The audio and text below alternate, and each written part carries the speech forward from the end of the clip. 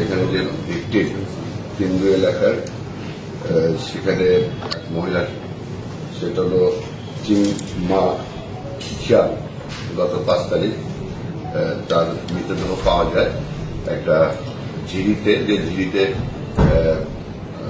করা ছিল, ঝিরির উপরে তাকে পাওয়া গেছে। এই সংবাদটা তার প্রথমে তার পরিবার পরিজন এবং যারা আত্মীয় স্বজন ছিল তারা আমাদেরকে এটা বিকালের দিকে খবর দেয়। এর প্রেক্ষাপটে আমি দ্রুত অফিসার ইনচার্জ সহ আমাদের মহিলা টিম সেখানে পাঠাই এবং সেখানে স্থানীয় তাদের যে পরিবার আছে পরিবারের সাথে সহ সেখানকার লোকাল তিনদুর যে চেয়ারম্যান এবং সেখানকার হেডম্যান এবং অন্যান্য প্রতিনিধির উপস্থিতিতে সেখানে ঘটনাস্থলে পৌঁছায় এবং এটা অনেক দুর্গম এলাকা, এটা প্রায় থানা থেকে প্রায় 38 কিলো। তো সেখানে যে অবস্থায় পেয়েছে যে লাস্টে প্রাথমিকভাবে ওখানে একটা জুম চাষের জন্য সে মেয়েটি যায়, পাশেই তার ছিল জুম লাইন ছিল, সেখানে ধান রোপণ করার জন্য গিয়েছিল সকালে এবং পরবর্তীতে সেখান থেকে তার মৃতদেহ পাশে প্রায় 50 গজ নিচে ঝিরি আছে, ঝিরিতে পাওয়া যায়। ঝিরিটা এটা বাধাই করা ঝিরি, পাথর ছিল, সেখানে তার এটা পাওয়া যায়। তারা যারা ওখানে লাশ উদ্ধার করেছে তাদের আত্মীয় বলেছে যে ঝিরির যে ছিল সেখানে মুখটা ছিল নিচের দিকে আর পাটা ছিল উপরে। তো থানা পুলিশ এটা প্রায় আমাদের টিম যেতে যেতে একটু সময় লেগেছে, অনেক দুর্গম এলাকা আপনারা জানেন। তো সেখানে তার আত্মীয় বিশেষ করে যে মারা গেছে যে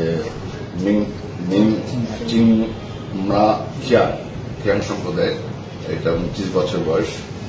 তো তার শাশুড়ি এবং সেখানকার মহিলা যারা আছে তাদের উপস্থিতিতে পুলিশ রাতে পৌঁছে শ্রোতাল করে।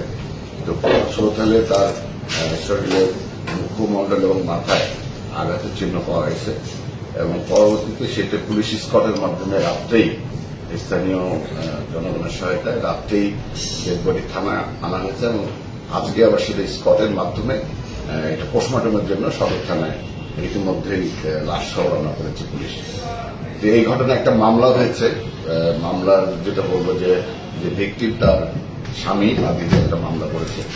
এই মামলাটা একটা হত্যাজনিত মামলা হিসেবে তারা যেভাবে এফআইআর দিয়েছে আমরা সেভাবেই এটা মামলা নিয়েছি এবং এটা সর্বোচ্চ গুরুত্ব সহকারে দেখা হচ্ছে এই মামলা যাতে সঠিক তদন্ত হয় তার জন্য আমরা পুলিশ প্রশাসন, জেলা প্রশাসন আমরা এটা সর্বোচ্চভাবে নিয়েছি এবং এই মামলাটি ওসি নিজেই এটা তদন্ত করবে।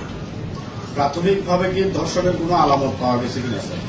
এটা তদন্তের মাধ্যমে জানা যাবে, যেহেতু আমরা সুরথাল করেছি। সুরথালে আপনারা জানেন যে একটা মানুষের পা থেকে মাথা পর্যন্ত প্রত্যেকটা জিনিসের বর্ণনা থাকে এবং এটা ধর্ষণ হয়েছে কিনা সেই ব্যাপারে ডাক্তারের কাছে অপিনিয়ন চাওয়া হয়েছে। ডাক্তার এটা ফিজিক্যালি এক্সামিন করে এটা রিপোর্টটা দিতে পারবে।